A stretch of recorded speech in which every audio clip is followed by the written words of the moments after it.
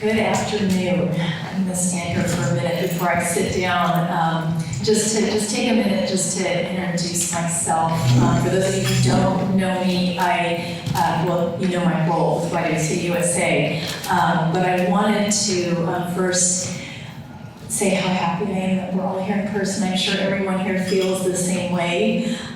It's been so wonderful to meet so many of you earlier today, but I also want to give a shout out to some of my national board members who have joined us this afternoon. Rita Mitchell, who you met earlier. Shauna Menifee has joined us. She's also New York-based. And Nikki Noriega, who had to step out, but she is also here today. It's been wonderful to have board members join us as well.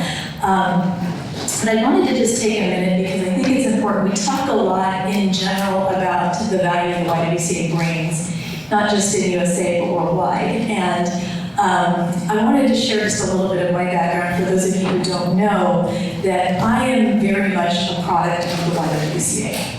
Now, Margaret and Casey both talked about leadership within the movement as well as in general in the world, and I have to say that without a doubt that I would not be standing here, I would not be serving the YWCA in the capacity I am today, nor would I be leading in the various other aspects of my life had it not been for the investment the YWCA made in me very, very early.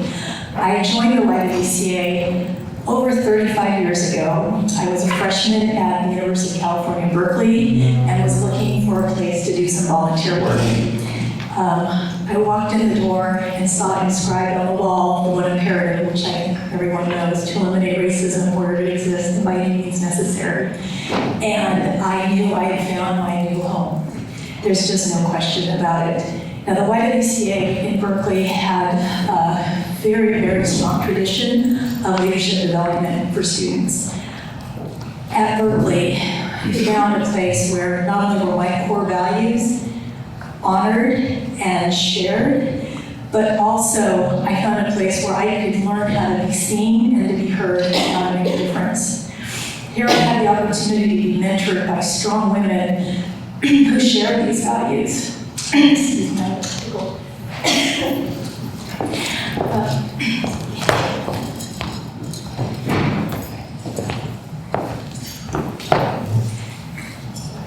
Thank you so much, sorry about that. But together, partnering with women, learn how to really make an impact in the world that I lived in. Here, women leaders, young women leaders, with all their raw potential, were grown and raised, supported, trained, and mentored in their leadership journey. And some of you may recall back in the 80s, 80s and 90s, we had a very large national staff. We had a group dedicated to student services at the time. Some of you may remember Lane Zacharias and Kay Logan were the key staff people there.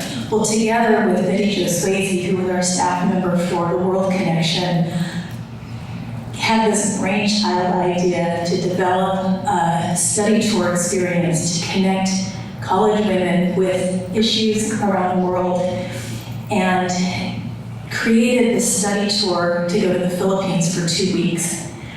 And in that, we were there to examine the various issues from environmental, social, self-determination issues that women in the Philippines faced at that time. You may recall back then there was a large US base in the Philippines, Subic Bay, and along with that brought, wherever our military is, an awful lot of issues that directly affect women in that country. Well, I was selected as one of the 12 to attend this experience, and to say it was life-changing is an understatement. There's just no other way to describe this, and I know many of you in this room have had these experiences where you spend a very intensive time with NGO leaders, understanding their issues, listening to what they face every day, understanding the programs that they're developing with no resources to support the women in their country, and then really hearing about the pain that everyone's going through as a result of my country's policies in their neighborhood. It was really a life-altering moment. And I know many of you have it, it's soul-crushing to hear what women around the world experience. When we returned to the US, as a 20-year-old, I then went to Washington, D.C. and met with my U.S. representatives to share what it is we experienced, why we needed to not only just change the way we interact with what used to be considered in many ways a U.S. colony, if you will, but how we need to do better. That was all training of the YWCA. Training and an expectation of with these opportunities comes a responsibility to make a difference. After that experience, I had been elected as the National Student President and served the organization in that way. And in that role, had an opportunity again with World YWCA through that connection with the YWCA Japan, had created an international youth gathering. And this was women from all over the world, all under the age of 25. This was organized by a young woman to bring women from all over the world to come and study again the issues of environmental issues, social militarization, the nuclear threat, and so forth. It was a week-long experience. We met women that were just really making a difference. And again, this was all through the connection with World WSC. And in that, of course, we see plenty of training. Some of you may recall Ruth Leckie, who was focused on environmental issues for World WSC, who did a lot of training with us to say, okay, now how do you take this back and not just advocate, but make change in your world? Additionally, and Doris just reminded me of this young woman. I had an opportunity again through World YWCA to attend the United Nations Earth Summit in Rio de Janeiro. The World YWCA put together an entire delegation of women under the age of 30. In fact, I think most of us were under the age of 25 to participate in the NGO Summit. One of those women was Ping Li, who is now the General Secretary of the YWCA of Taiwan, one of the strongest YWCAs in the world today. She is also a woman who received training through the YWCA and now leads not just in her own country, but around the world. After my term as National Student President, I was elected to the board and served on the board throughout the 90s, and of course experienced mentorship and the wonderful leadership of some legendary board presidents like Ann Stallard, who you mentioned earlier today, and Alexine Clement Jackson. But additionally, the mentorship that just naturally goes on with other women in the room, Doris Tegelhoff, Catherine as well. We're all part of women that I served with on the board at that time, and the natural just mentorship and looking out for each other that happens when you're in these groups. It's just astounding, and it's one of those things that I really point to as the secret sauce of the YWCA. There is no other organization in this world where you have intergenerational women, interracial women, interfaith women working together who all believe at their core that women's leadership matters.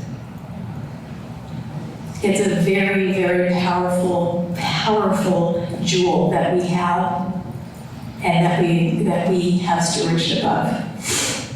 Now, of course, the reality today, we are all experiencing women's rights eroding everywhere, not just here in the US, but worldwide. And part of what we are going to talk about today is the opportunity that we have as the YWCA to address these issues.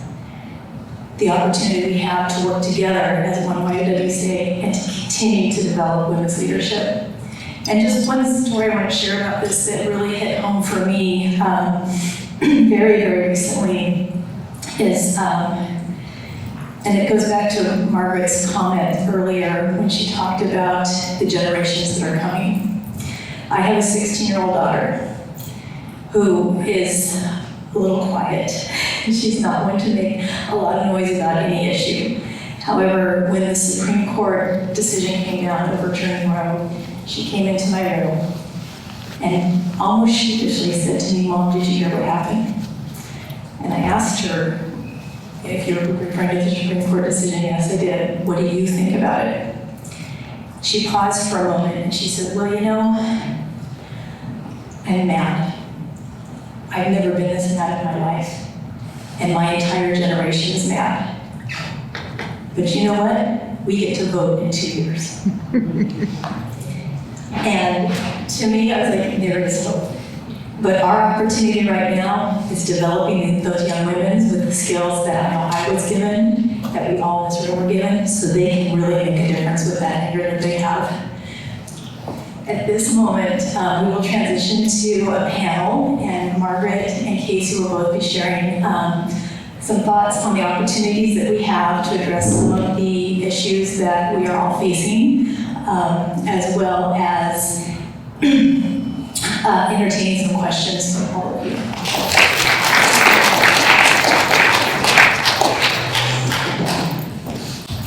So Margaret, I'm going to start with you today, and I wonder if you would share a few thoughts on the opportunity we have to engage young women in our rights as we move forward.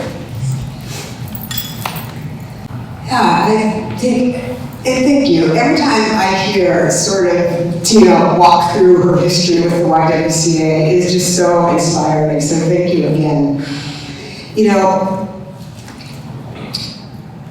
millennials were born in 1980 and range through 1994. Gen Z is 1995 through 2009.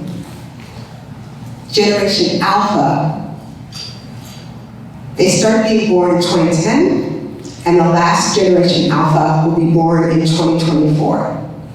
This is the total internet generation, and Generation Alpha will be the first generation in which whites are not a majority in this country. Whites will make up 48% for Generation Alpha.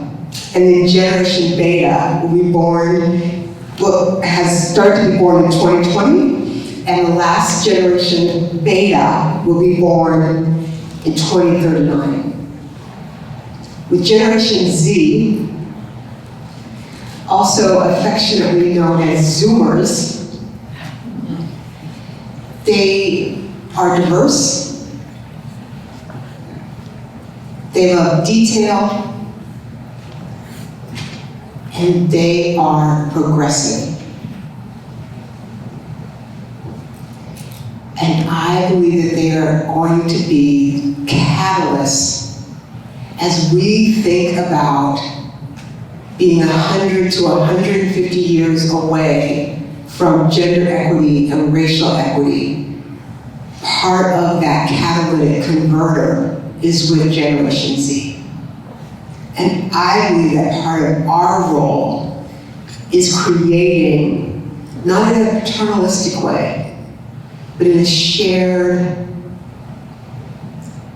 leadership model. We're not just handing them the keys.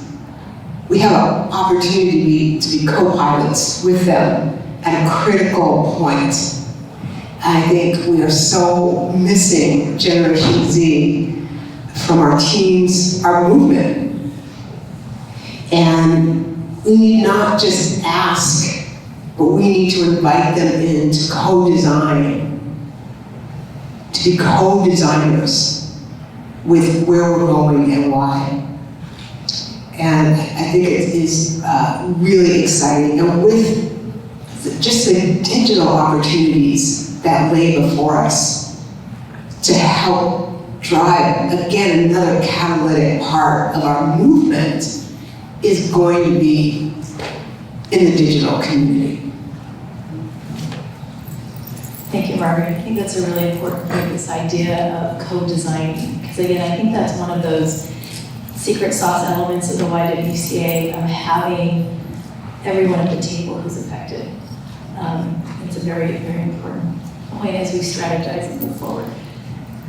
Casey, would you like to add? Can you restate the question, Tina? I didn't hear you were facing. Oh, I'm sorry. I read a lot of lips. So. Sorry, I turned my back to you. So if you could just share your thoughts on the opportunity we have today in designing how we move forward in addressing the pressing challenges against women's rights. Yeah, I think So when we talk about we, I'm going to assume we're talking about women of the United States. Is that fair, the audience?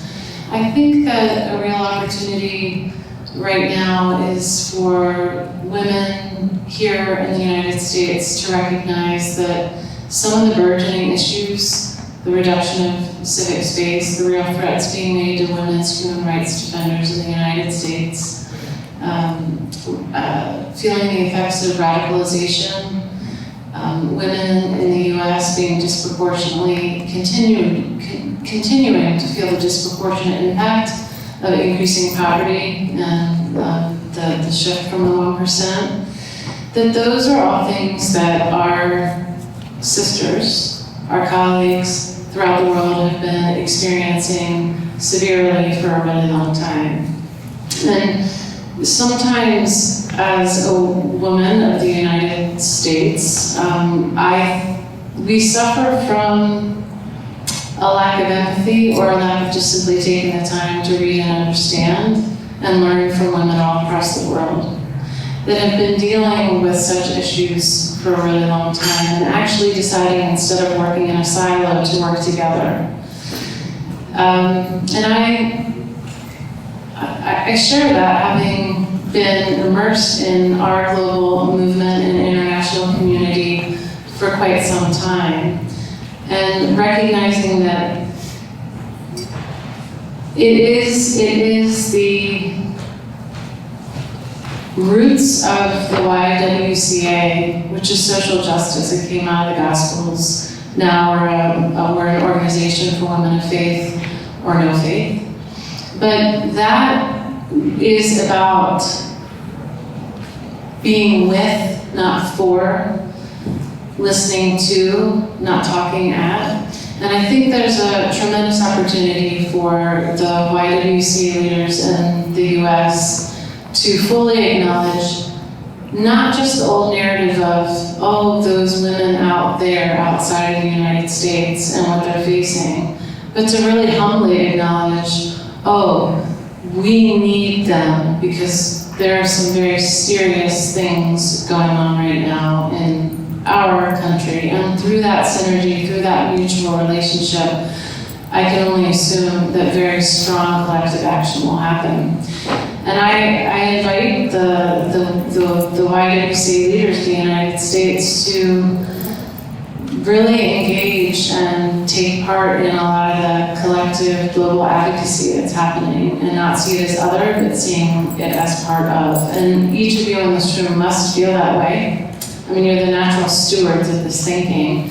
And with Margaret's leadership, with Tina's leadership, and with your leadership, we can do great things to combat what is a very unpleasant reality. That's the thorn I was talking about earlier today.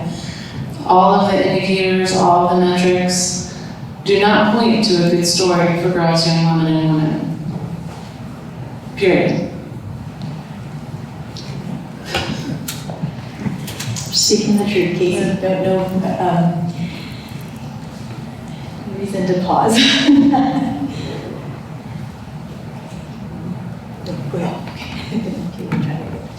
And I think Casey raised a really interesting point as you were speaking. I was realizing that was one of the things I think when I mentioned 2 world experiences I had. There were several others with World Council and other experiences, but one of the learnings that I always came back with was just, well, 2 actually. One, that women around the world tend to look to women of the United States as having made it.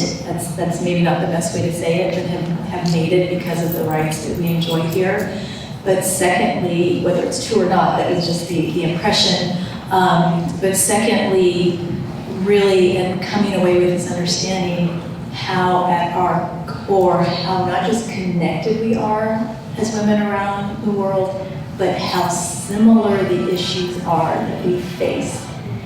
There are varying degrees of them, but incredibly similar. And I think what you were pointing out here is how much we really need to embrace that, as well as learn from one another and how we problem solve.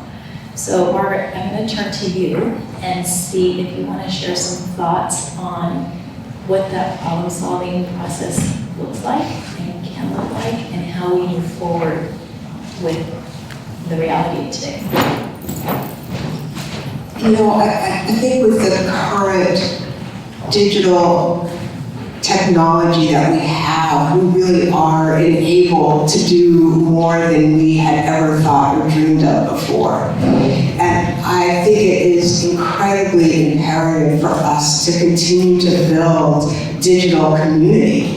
And I know Casey's going to talk, I hope she'll talk a little bit more about that, but I happened in 2020, I was invited to a national panel. I'm a CEO in Cleveland, and Casey was on that national panel with several young YWCA women from all over the world. And they started talking and telling their pandemic stories related to isolation in the countries they were in and what they were able to have access. And it was incredibly powerful for me. And I think that we have to continue to use technology to meet each other and to learn from each other. I walked away having gained so much, and really a shift in thinking and understanding the issues related to women and how far of a gap I had in understanding women internationally, and really began pouring in and learning more about women across the globe, and certainly focusing in on a couple of countries. But it is so important for us, and I think as American women, we don't have an international lens. Obviously, that's a generalization, but certainly could benefit deeply. And the YWCA has always been so internationally focused.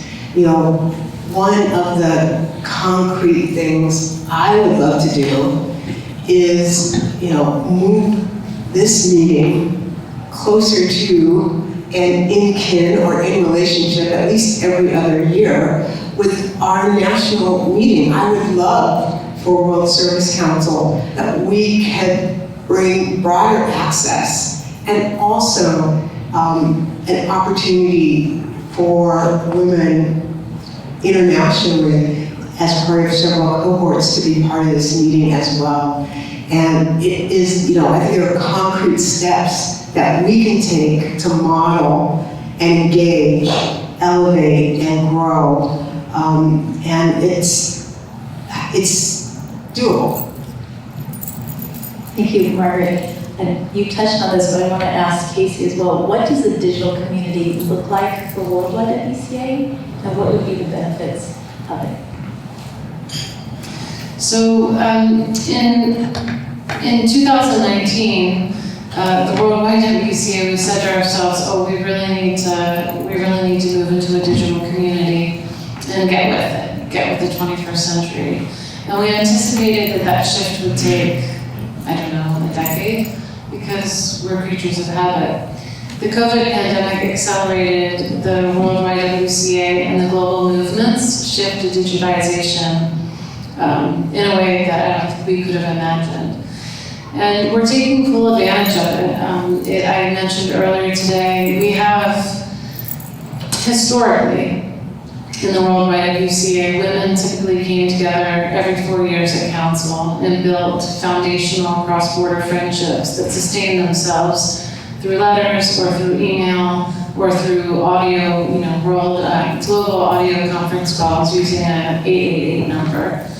And we've really seen that digitization and that accelerant has created unimagined opportunities to work together, particularly to advocate together and to impact global and regional laws and regulations and directions and visions for state and member state focus areas.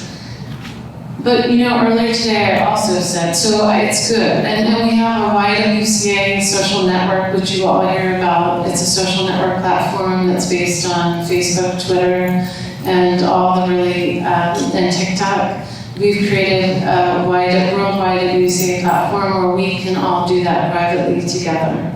So it's behind a firewall.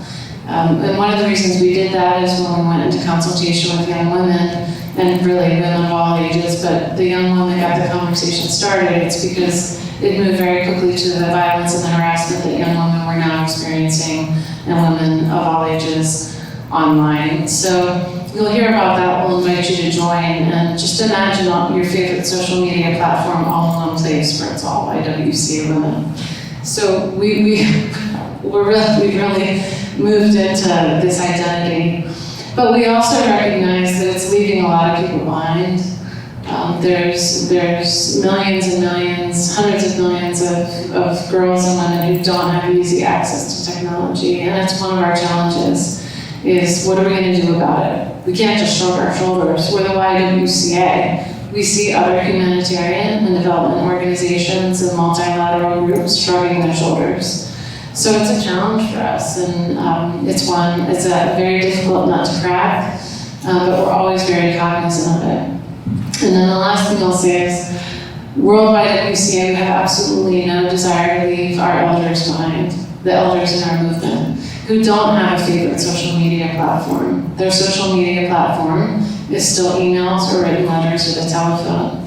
So the platform that I mentioned, we've designed it as such that if I'm Casey and I primarily do my YWCA quick communication by email, that I do have to log in one time, set up my identity, tag the things that I want to be involved in, and anything that happens on that platform will come to me via my email address. And that those same women can actually, via their email address, contribute to those different social media platforms. Love that. Thank you, Casey. And should have asked you this follow-up as well, Margaret. Can you share a little bit about what challenges you see in building the digital community and how you're thinking of addressing those? I think Casey touched a little bit in terms of safety, and I think it's important for us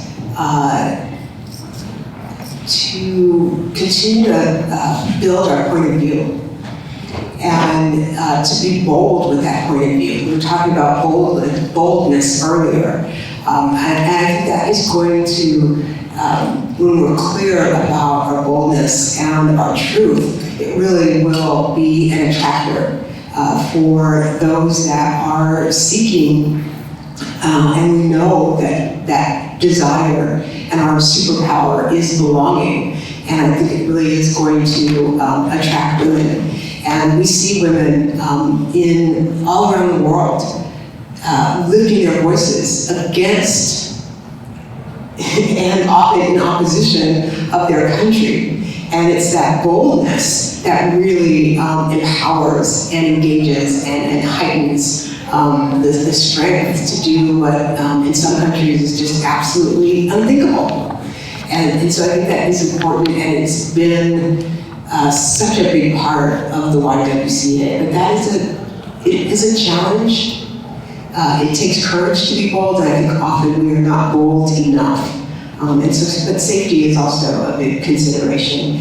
And access. I mean, you had YWCA and others talking about the digital divide for years, and it certainly was nice to see others moving towards that and eradicating the digital divide, but it still is such a reality, Thank you, Margaret. I want to go back to something that you talked about in your opening comments earlier today, and it's related to the student YWCA. And some of you do know in this room, there was a point where student YWCAs, there were over 360 student YWCAs in this country. They outnumbered other YWCAs, and they gathered a lot of momentum in the 20s.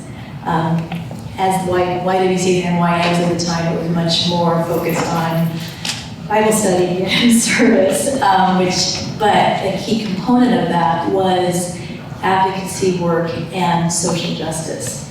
And to me, this is completely mind-blowing that in I think it was 1926, the YWCA did an integrated student conference, 1926. And the key issue agenda was an anti-lynching bill, 1926. So the student YWCA has always led the YWCA in terms of consciousness and commitment and that boldness that you refer to. And of course, over the years with the free speech movement and the changing times, that we've seen that change a little bit. But given where we are at this point in our communities and the resurgence of activism, as you mentioned, there is a time where it makes sense to go back out to college campuses in particular. So I wanted to give you a moment to speak a bit about your vision for rebuilding the student movement and what that looks like and how it may be different than it has been in the past. Yeah, I sort of didn't fully understand the power of the student movement until the last couple of years. And then I had an incredible experience in Phoenix in which I had an opportunity to meet friends of USA and World Council and spend some significant time with them. And there was a woman in a group, younger than myself, not difficult to do. And she was talking about the student movement, and she was finishing up her PhD. She's finishing up in 2022. And she had been part of the student movement, had really been baked and soaked and marinated in it, which the student movement was focused on the advocacy muscle of the YWCA. So really helping those leadership cohorts understand how to take practice and policy and operationalize equity into what they were doing. You heard Muna talk about that work on December 2nd, and you could see all of our threads running through that. And she was baked in the YWCA, spent time in Geneva at World and USA, and you can see how in her life outside the YWCA, all those tentacles are there and standing, and that really is the work. So this PhD student, we're in Phoenix a couple of months ago. I asked her what she's what her PhD dissertation is on. And she said it's on the inequities of the University of California scholarship system.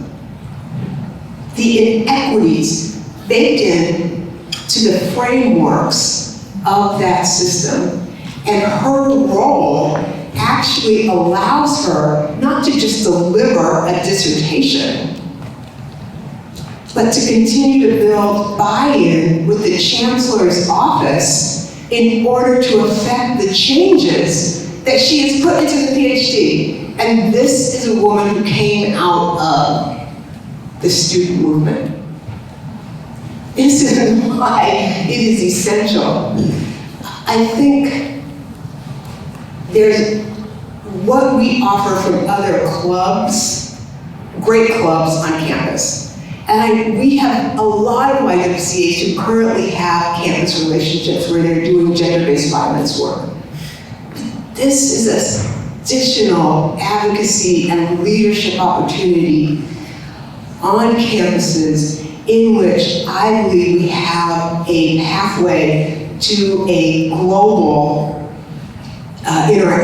interactions for students. Interactions with the UN, REMA, interactions with employment opportunities with YWCAs all around the world. And this is a powerful, and training, activating vocal, powerful young women who can activate the work of eliminating racism and empowering women. And that really is, this is future-proofing. If we don't future-proof the YWCA, we are in danger. Thank you, Margaret. I think it's an important thing to keep in mind. So I like that you started to talk about the differences between other organizations that young people can be involved in. And I was just doing some math real quickly in my head, but we lose sight of the fact the long history the YWCA has in developing young leaders. Between the World YWCA and YWCA USA, we have a combined over 300 years of leadership development experience.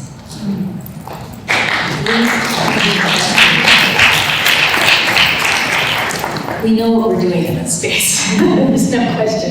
So at this time, because I don't want us to run out of time, I'm sure you all may have some questions. So if there's something you would like to ask Casey or Margaret, we'll open the floor for questions. Or even comments if you wanted to add.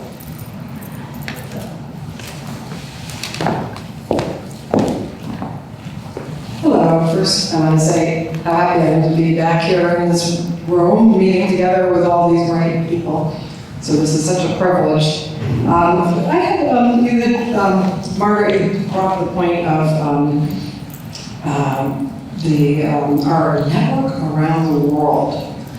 And I have to say, I was at one of the meetings that we had and met women from all over the world. Like anytime I'm in Papua New Guinea, I have a place to stay.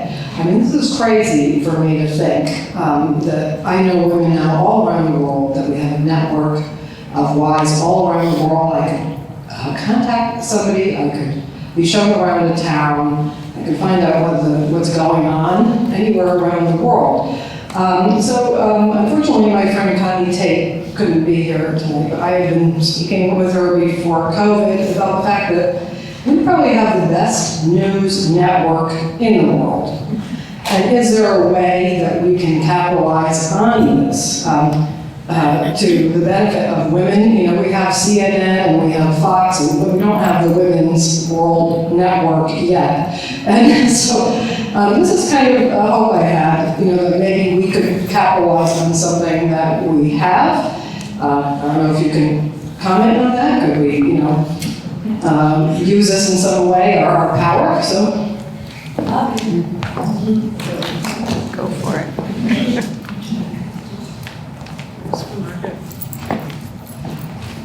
We're never short on great ideas. It really is a fabulous idea. I think, we really are doing so much on our path to getting there. I don't know that is among the priority things, but we often don't even talk about, the work that we do. Just one of the largest networks with child care and early childhood education really are. We founded kindergarten in this country and also around the world. Child development and child care around the world in the YWCA are just powerfully linked together. And so we've done some amazing things. We have an ETF, and so we have a financial stake in how there's an opportunity with social justice frame for individuals to build wealth, particularly women. We often don't talk about that as the work that we do. We have 50 years of our commitment to grow. And so there's so much. We are the original higher light under a bushel organization. I have to tell you, it is a really a great idea, and I think there's so many ways to develop a media presence today than ever before. It doesn't mean old school camera studio type of situation. I think that there are platforms for us to be able to engage with, and so yeah. I mean, we have so many stories. We have just so many incredible stories, Becky was telling me the story of Stillman College, and I was just literally, I was just overwhelmed how she made the connection from, please tell me the woman's name again, because I'm... The president of the university? That was the connection, Eric Holder, and she was the first at University of Alabama. And I'm blanking on it. Okay. Here we are. But her story was that she was the first African-American woman to attend the University of Alabama. You probably remember the pictures of George Wallace sitting on the steps, not wanting to let her or an African-American male counterpart into the university. So she went there, and he didn't stay as long as she did. She actually did graduate. But as she was on the campus, she was there during the day, and she didn't feel safe there at night. So Stillman College, which is also in Tuscaloosa, is across town, and Stillman had her a place to sleep at night. So she stayed at Stillman while she was going to the University of Alabama. Stillman also hired a young man, A driver. who was a student, to drive her back and forth to the campus, and she married him.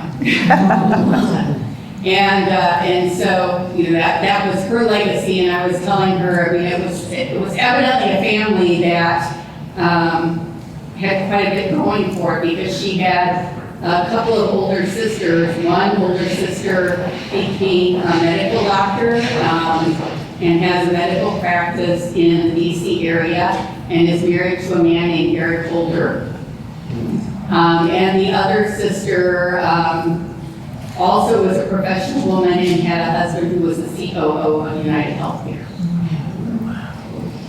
So Stillman College is not just it wasn't just a random pick. And yeah, just incredible. The point is, every leaf you uncover is just absolutely incredible. I was talking to Mary Carpenter, whose parents and grandparents worked for both the YM and the YW, spent time in establishing the YMCA in Calcutta, and it's just all these incredible stories. A wonderful idea. You're actually reminding me of, and this is just a little side note, and I think it's these ideas that we can take and run with. Many of you may not know that Sesame Street was founded by a woman who, she was in production. There's a great documentary on HBO. It's called How We Got to Sesame Street. And it's really the brainchild of this woman who recognized that kids were being left alone as mothers returned to the workforce. And the key tenet of designing Sesame Street was to be sure what we call racial equity today was baked into all of the programming. So I think these little ideas can really blossom into things that are very, very wonderful and impactful. I was struck by what you said, and certainly the practical idea of a network. I want to start first with just naming that news channel is what I believe the global YWC movement does, which is bear witness to what's happening in other areas. About a year and a half ago now, the Worldwide WCA, we started the Bulletin Duck campaign to revive and with great intention have women bearing witness to what's happening elsewhere. We have actually an event on Monday, a virtual event, where, and I'm going to give an example. We have 4 young women, Ukraine, Myanmar, Rwanda, and I'm blanking on my fourth colleague, and also Femina, who is doing amazing coverage of what the women's human rights defenders are doing right now in Iran. So what I'll say to you is, so I told you about the social network platform, and now you've got me thinking.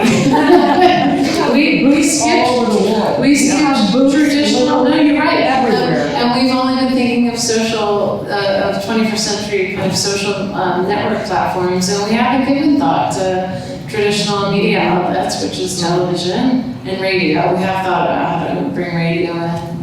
So thanks for that. Well, you're welcome. I'm hoping this will fly. You know, if I do one good thing in my life, I was hoping this should be it. We don't get the press we deserve. The women in general don't get the press we deserve. Yeah. Anytime you're reading history, we're not getting put in the stories. So I think we just got to take the stories and put them out there where they can be seen.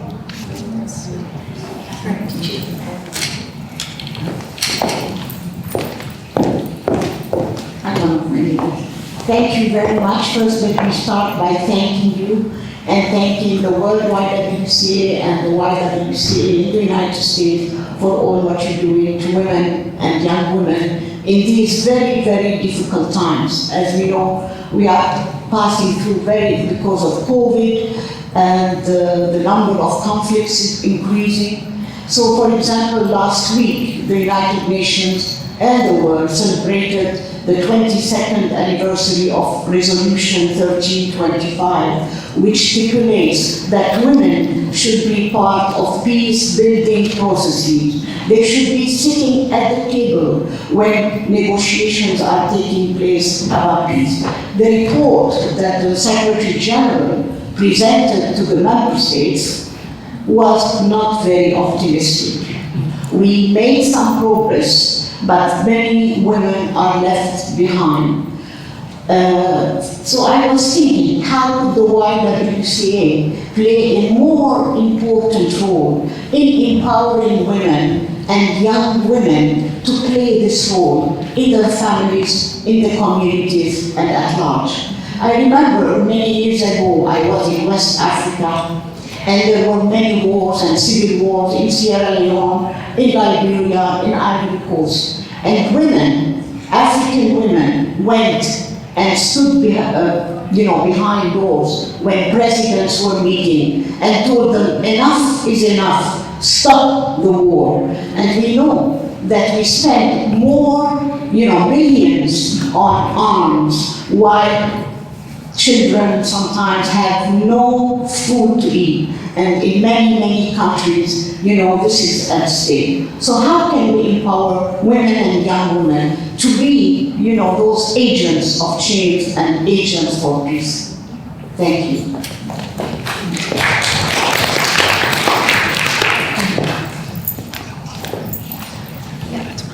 So, your call to action, which you always rely on me for, is well received, and that's the premise of Goal 2035, is recognizing that need and the belief that investing in the leadership of women is the way that we do that. I spoke this morning about a few things. One thing I don't think I said is that all of the efforts of the Worldwide WCA are toward the idea that when we invest in women's leadership, good things happen. They open those doors, they demand to get in those doors.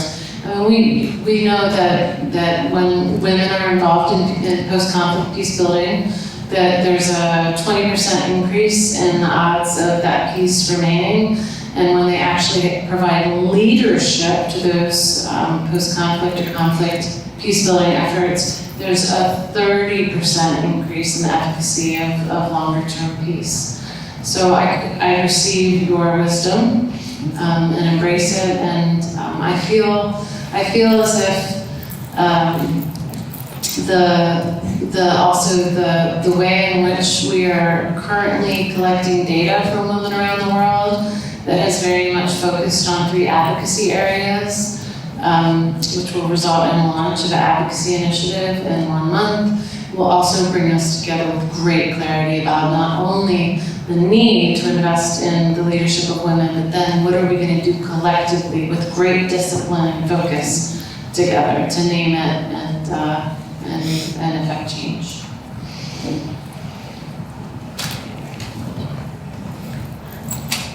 I would just say how important it is for us as YWCA USA is really to build a bridge to Worldwide WCA and make sure that we are inviting, engaging, inspiring, empowering women of YWCA to be more involved with World and with World Service Council, which is why I am, inviting World Service Council to join us at our national conference, so that approximation begins to, the germination of the seeds can begin to happen, get planted, watered, and so that we do have the army of the network able to mobilize and engage, because that is really where the power and the genius is in the network.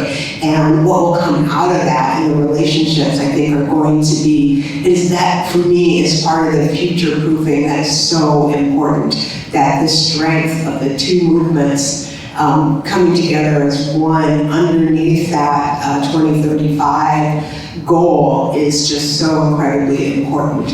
But creating the right cultivation for that organic explosion, I think, is really key.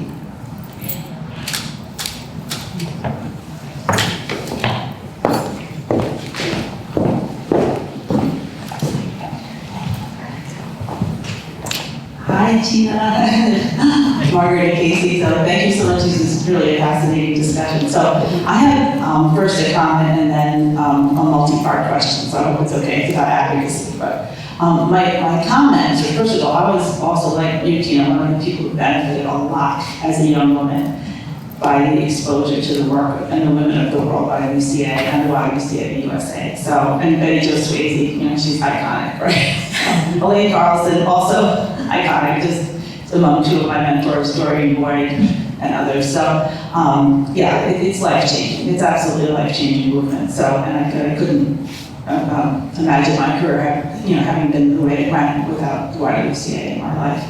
And the DNA of the mentorship that's built in. So I also want to mention, though, too, that about a decade ago, I had the experience of being the executive director of a small nonprofit organization called Women Explore that grew out of the Harvard Divinity School. And this organization, the main program was a lecture series of 20 lectures a year in Cambridge that grew out of topics developed in a very inclusive and participatory planning process. Now that group was mostly older women. They were like, older than I was, and they were such keen activists. So I just, they had such energy, and they were going out protesting and writing letters, and they were really, on the front lines. They were just, the lecture series really reflected their interests in there. And I learned so much from the people who we brought to speak to this lecture series as well. Also in my work at the Center for Women in Politics and Public Policy, we attract a lot of middle-aged and older women to our Gender Leadership and Public Policy graduate program, and I meet them because they're coming after sort of a lifetime of being in the front line, of being a teacher or a social worker or a lawyer working in domestic violence, or even a medical doctor who wants to get some advocacy skills. Because she's been working with women all her life, and she wants to work on reproductive rights and health. So anyway, so just to mention that there is a lot of hunger at every age right now for women, to have this platform to advocate for, like the YWCA offers. So now my question. Okay. And the YWCA, thinking about the YWCA too for younger women, what it offers beyond what is, because I work in this space, I know that there are a lot of organizations that train women to run for office or to train them to give them kind of leadership skills, but the YWCA, I think, is unique in giving young women this access to the space where decisions are made that affect their lives. And that's really special. And also this connection to be part of a world movement. Like those two things bring, set the world YWCA movement apart from Emerge or Ignite or other organizations like that. So, okay, now my questions. Casey, like the YWCA of the USA does a lot of direct advocacy to Congress, and the World YWCA, similarly does a lot of direct advocacy at the UN. So I was curious, what the key issues are now that the World YWCA is bringing to the UN, and what are the key touch points? So that's my question for you, and I have a question for Margaret too. So Margaret, I was fascinated to hear, I'm also alarmed a bit, that some YWCAs had left because of the anti-racism and gender equity positions, but that the YWCA was forging ahead, because they're really needed. So I don't know if you would feel at liberty to talk about this, but I'm just curious if you kind of had a sense of what were those issues, like what hit them that they said, oh, I have to pull away, like this is too much for me. I'm just, because we also work in that space too, so I was just curious about that, if you could elaborate on that. And then my last question is that I think that there's a great opportunity for the YWCA, the USA, and the World YWCA to work together. I mean, given the fact that like our government is, our country is the #1 exporter of arms, right? And this is just such a huge cause of suffering around the world. And so whether we could do something together, like linking some foreign policy advocacy to what the World YWCA is working on of empowering women to be peace activists too. So anyway, I'm sorry, it was such a long question and many comments. Thank you very much. Sure. Okay, thanks. So I'm going to answer to number 1 and 3. So I gave a brief mention of the advocacy roadmap, which is what we're calling it. So we are about to publish the advocacy roadmap, which the organization hasn't had in a long time. It's super exciting. Why is it exciting? Because, we put a lot of stuff on paper, and how exciting is that? And sometimes it goes by the wayside. The excitement is that the advocacy roadmap reflects consultation with our leaders over the last 3 years of those issues that are most important to them. So we've identified our collective focus. So those 3 areas are, and this was through proper co-design, co-owned consultation. So it's sexual and gender-based violence. So we know and we hear from women all around the world, literacy is great, economic justice is great, access to this, access to that is important. But being able to walk freely in the world and not fearing sexual and gender-based violence every single day, inside the home, outside the home, is the #1 scourge that must be eradicated. 2 is peace with justice. So we hear from all around the globe that issues of peace, issues of war, conflict, occupation, post-war conflict occupation affect the lives of the majority of YWCA leaders all around the world. That's historically been a focus area of the World YWCA, and it was renewed and affirmed through this process. 3rd is an area that really came from the younger generation of World YWCA leaders, and it was sexual and reproductive health and bodily autonomy, but as it exists with the nexus of mental health. So we found that these lower age millennials and Gen Zs that Margaret speaks and places such importance on, they come at these issues of SRHR and bodily autonomy first and foremost from a position of mental health, from a crisis of mental health. And then they move on to SRHR and bodily autonomy. So we are now have that specificity, and we'll be going out. We have metrics that we're holding ourselves accountable to as the World YWCA, which will be published, that we will share with the entire movement, and we're going to go in strong in those 3 areas, and that's what we'll be advocating on. And you'll see you'll see the report. I think that's first week of December is when that's going to be launched and published.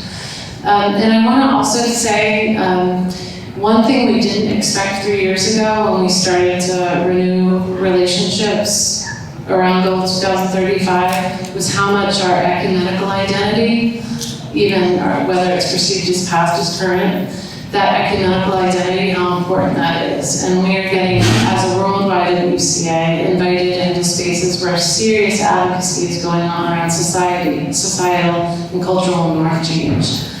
So that's unanticipated. Answering number 3, Margaret has been fantastic since we started. We serendipitously were on this panel that Margaret mentioned, doing advocacy work together a few months before her appointment was announced. And I'd say we haven't let go of a really shared vision of how USA and World YWCA will work together. And we receive your idea, Nona. And before I give up the mic, I know the focus of this was how do we move together to tackle these things. I just want to name and bring into the room the leadership of Tina and Margaret and their authentic desire and vision for working in partnership with the World YWCA. I've been with the YWCA a long time, and having been with the YWCA for a long time, I can't say how ecstatic I am to have you two leaders truly committed to the global movement.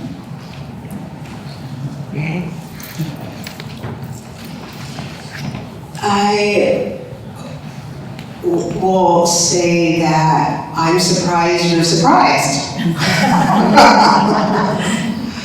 I mean, with all humility and honesty, I would say that during my time with the YWCA, which is about 11 years now, my experience is that we leaned more heavily towards empowering women, felt more comfort there, enabled more programs, and so we also have to understand the overarching funding reality that women's issues, girls' issues, and then issues related to racial equity, depending upon the data that you are looking at, ranges between 3% of the philanthropic pie, 1%, or 0.05% of the philanthropic pie. And so we do pride ourselves with doing a lot with little. But financially, racial equity work was starved off.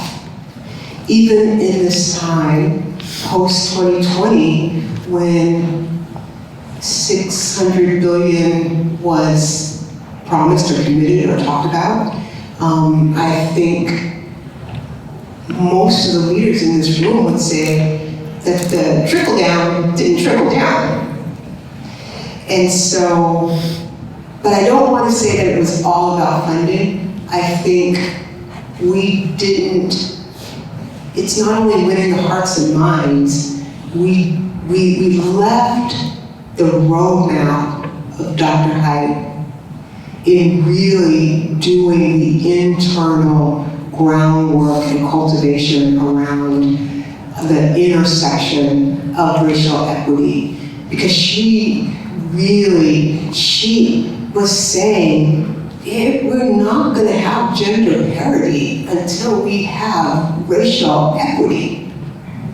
They go together.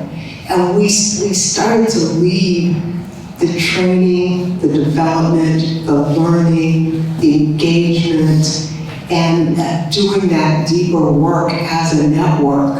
And so that is why I say we really shouldn't be surprised that associations weren't associating their work. And even now, I think with the amicus brief and again, our very public positioning around Roe has also made associations uncomfortable in that they feel and hear, right? So it's real or perceived that their position would threaten their funding.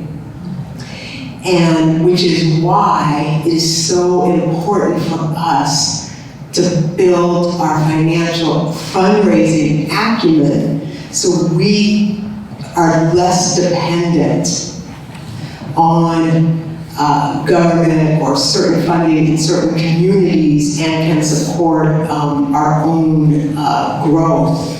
And so all of that just really, ties together. And I would just echo everything, Casey said about, the relationship. It really is. Women around the world, I think, are essential to our future. I believe we need worldwide WCA more than they need us.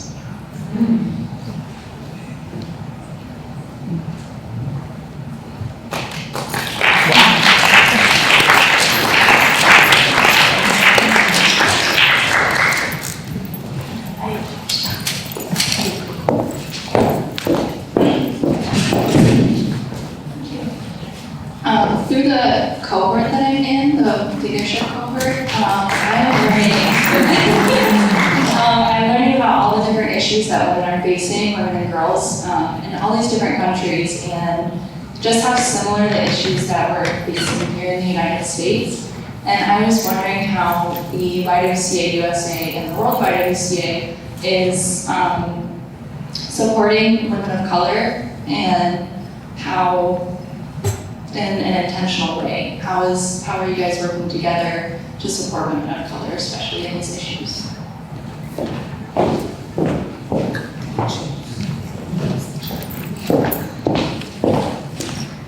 So, Margaret and I just started working together, so we don't have a whole lot of concrete plans. We only have our visioning and dreaming that we've done together. But for World YWCA, very concretely, I can tell you that at the beginning of this year, 2022, internal to right now the World YWCA staff and board, we've undertaken a diversity, equity, inclusion, and anti-racism initiative. Actually, Brianna, you will learn the concept of racism, and pursuing anti-racism is often a topic that is rejected in global and international sectors. And what I've identified and what we've talked about in this first internal phase is actually an opportunity that World YWCA has among our international and global peers to name racism for what it is and to acknowledge that actually racism, and particularly anti-Blackness, plays out all over the globe. So that's where we're at. We're in the discovery conversation. Let's hold ourselves accountable to actually taking action on what we see as a reality in this global and international sector. I don't really have much more to add to that. We really are building our authentic voice in the space. Casey has invited me to an international community, and they actually invited me back to do some more engagement with them. And I also think that you should know that our YWCA USA Board of Directors has put at the very top of the list sort of the legacy work that we want to see is around leadership development. We used to be a strong leadership development arm. We were an engine, and that has really gone by the wayside. Of course, we have had a young women's cohort of BIPOC leaders in the past, and we're going to continue to build on that, and from that, to really, again, be seen and known for our leadership development. And this is an incredible, legacy opportunity. And it is professional development with that lens of gender and race that is absolutely so important to plant these seeds all over the world and enable equity for the future. I don't think the microphone. Okay. On the heels of that question, just asking what momentum and plan is there around building consensus around calling out racism as a public health crisis? Okay, and the question just for the recording is the momentum and focus around calling out racism as a public health crisis. And so racism as a public health crisis is really sort of extremely important to me. In terms of the YWCA, we have a number of associations, certainly our Seattle Association in King County, that's probably 10 years ahead in terms of the work they've done in and with the municipality around equity at a county level through the municipality. But as many of you know, in May of 2019, Paula Pennybaker, YWCA leader in Milwaukee, Wisconsin, was part of a small group with the county executive in Milwaukee to declare racism a public health crisis. At that same time, when I was in Cleveland, the we were working on a summit to commemorate 400 years of inequity from 1619 to 2019. And we knew, and when we started building the conference in January of that year, we knew we wanted to have a call to action. And I can remember thinking, oh my gosh, we're going to get to June and not have a call to action. And when Milwaukee declared racism a public health crisis, which the YWCA was hugely involved, I called Paula and asked her, how did this happen? Can you send me the resolution? And we spent about 3 weeks together, and she just kept walking me through really all of the political pitfalls and all of the steps. And in November of 2019, at our summit, we declared, our call to action was to declare racism a public health crisis, really pulled the Ohio Council of the YWCAs to also adopt this in their communities, not as the panacea to end racism, but really as a giant, as a solid step, a solid one step forward. And so we did. And, you know, months later in 2020, the world would change and a lot of organizations and communities would make the declaration. It really is exciting to continue to see the momentum forward. Declaring racism as a public health crisis is a long game. This is not a short view. You go in knowing you are going to play the long game.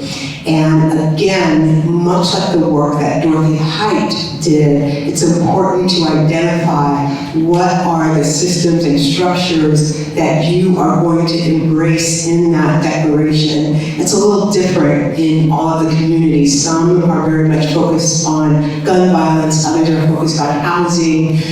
And, you know,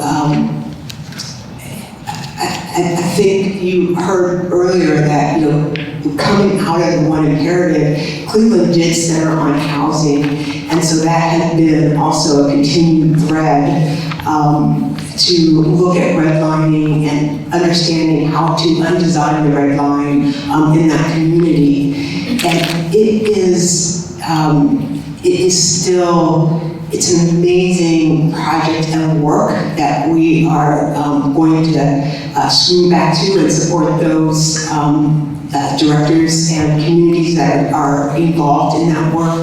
But I can tell you, it's just a beautiful thing to see in Toledo, the YWCA leading the Black Toledo Plan, linked to their declaration of racism as a public health crisis. Naya, our executive in Austin, leading that work. She is the leader of the convening of the table. And before I left Cleveland, I was co-chair of our work around racism as a public health crisis. I'm really excited that our new CEO in Cleveland, Helen Forbes, is also deeply involved in racism as a public health crisis as that work continues. So it is not a perfect approach, but I think it is a powerful approach and is doing work to advance the elimination of racism, which you have to address the structural pieces that are in place and dismantle practice and policy within municipalities, and it is just so vitally important. Thank you so much for the question.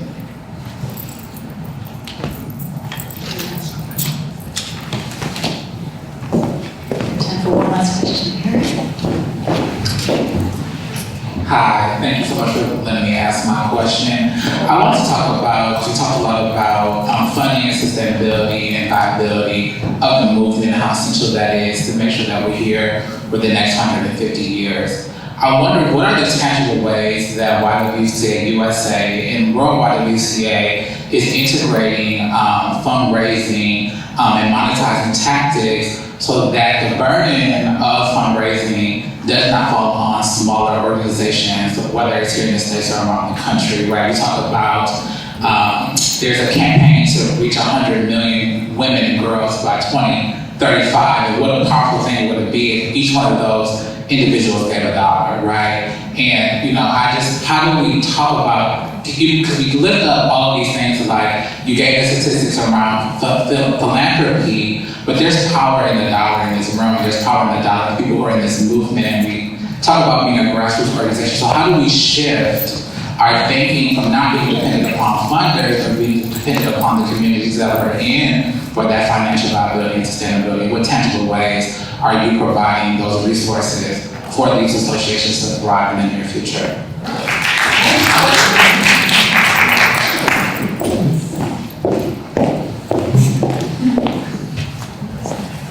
Well, I'm really excited to say one of the first things I did with the board in March, so I started in January of 22, and in March of 22, I asked the board, or we collectively agreed that this is one of the key areas. This is really where we have to start, is building our fundraising arm and our fundraising acumen. 2020 was the 50th anniversary of the One Imperative. It was a Jubilee year. In fundraising, you just don't miss a Jubilee year, do you? Anniversaries are critically important, and so in 2025, it will be 55 years since the One Imperative. And we have just hired a firm to do a feasibility study. We have a number of leaders in this room who are going to be part of the feasibility study committee. And we know that in order to use 2025 as a fundraising vehicle, part of what we need to do, and a feasibility study will tell us where and how. We'll bring we have the why, right? This whole discussion has to get funded. It is the why. And you just talked about the why and the desperate need for our fundraising muscle to be really strong. And so in early 2023, we will have the results of the feasibility study. Part of our network leaders who are involved in the feasibility study committee will help us design a clear and transparent model around that fundraising. And this is an opportunity to really jumpstart our fundraising acumen, our fundraising model. We need to be a machine. We've got to be good at this. We've got to raise this money. Again, this is critical to our future. And so with 2025, we will launch a campaign if the network will need to feel comfortable for this fundraising campaign to happen. But if we are able to move forward, we'll get the feasibility study in early 2023. It does include and fundraising in partnership with Casey is so important. I actually believe there will be U.S. donors who are only going to be interested in us if we are connected authentically to Worldwide WCA. And so this is not about, donors in your backyard, but those aspirational donors that may not be funding the YWCA currently. I believe that slice, that 3%, 0.5%, we have got to me that just says opportunity. And so after the feasibility study in 23, we will build our case for support. You have heard so much of the case for support here. We'll get all of that in fancy stuff, campaign stuff. And then in 2023, we will begin typically as what is called the quiet phase. And then in 2025, we will really be celebrating our legacy in this country and in this world, particularly around social justice and rights for women and racial equity. And I can't, aspirationally, our goal is 55 million. The feasibility study will tell us more about that. But this isn't a one and done. This is an opportunity to really jumpstart our fundraising apparatus. And so we are close, getting a package together to hire a Chief External Affairs Officer. And the person we are making the offer to is someone from the network, knows us well, and is an incredible fundraiser, and to build the team. We've had some awesome fundraisers in the seat, but they haven't had the bench in order to do the work. And so that is what we're building to get where we need to go. And I'm excited about it. I'm really excited, and it's on track. Yeah, and Casey and I have talked about it. This cannot block them out. This is a thing that we have to do together. And yeah, just really excited. Thank you, Margaret. Doris? Short question. This is a crazy idea, but in my particular congregation, we did a capital campaign, and we always give 10% away, and I was in charge of giving that 10% away this year, which is really fun, to justice organizations. What if when the YWCA does their campaign, they tithe 10% of that to the World YWCA?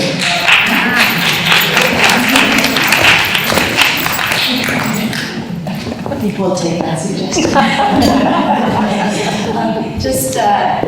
We're at the close of the session, so I just want to invite Casey to closing remarks, and Margaret as well. My closing remarks are thanks for being here, thanks for listening attentively, and I want to encourage you to take me up on my invitation. I've tried to make eye contact with everyone in the room to find your sense of belonging with the Worldwide WCA, and reach out to me anytime. Let's find a way for you to feel a very specific connection. We're here for it. Thank you all for coming, and thank you, Mildred, for having us. It's just really been absolutely exciting. And I just want all of the YWCA leaders who lead associations currently to stand in the room so that we could recognize you and really thank you for the work that you're doing.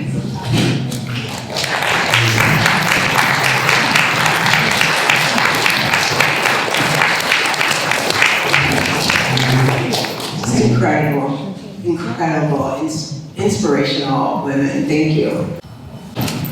And just as we close, I just want to take a moment to thank Margaret and Casey for being in the hot seat here today. I just have found any time spent with Margaret and Casey is always time well spent. I always learn so much, and I just want to thank you both for being here. Thank all of you.